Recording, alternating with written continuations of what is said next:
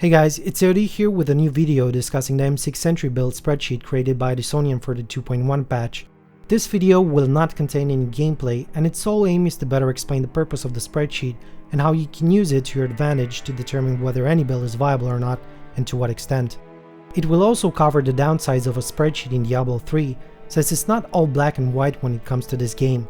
You will also need Microsoft Excel if you're planning to edit the spreadsheet yourself, so you can customize the builds or even add new ones as you see fit. All of the values are changeable and are pretty much self-explanatory.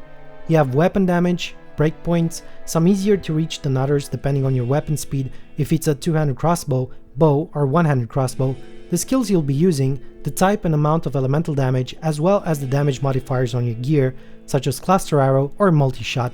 They're numbered from 1 to 3 and relate to the respective spenders above in line 6 to 8. Then you have all the possible passive combinations as well as legendary gem buffs, and I will come back on this later to discuss how it affects the final numbers. As you can see, you can play around with any of the values and the results will update in real time, just like with any other proper spreadsheet.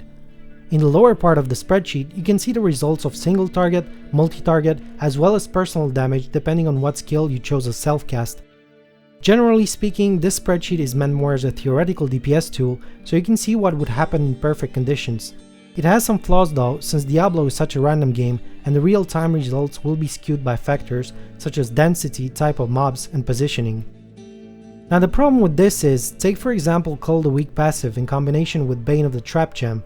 Those two will boost your DPS by a lot. On the spreadsheet, it will consider the slow buff uptime on the mobs as 100%.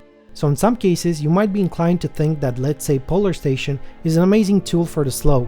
In reality, however, that would only be true if you got a rift, say, filled with zombies and general punching bags. For the rest of the time though, with fast, teleporting, charging mobs, the uptime on the slow debuff will be quite low, so even though another build that's using, say, Elemental Arrow with Frost Arrow in combination with Sentry Spitfire but is 10k lower DPS on the spreadsheet, will actually pull ahead because of higher uptime on the buff, overall increasing your damage by big amounts. Again, it all comes down to randomness, but there is more than just looking at the final numbers on the spreadsheet and saying this is the best DPS build. In perfect conditions, yes, but there is no such thing as perfect in Diablo. It's almost all random. Well, hope this video was useful for some of you guys, and be sure to download the Edisonian spreadsheet from the link below and maybe play around with it and see what crazy stuff you can come up with. Until next time guys.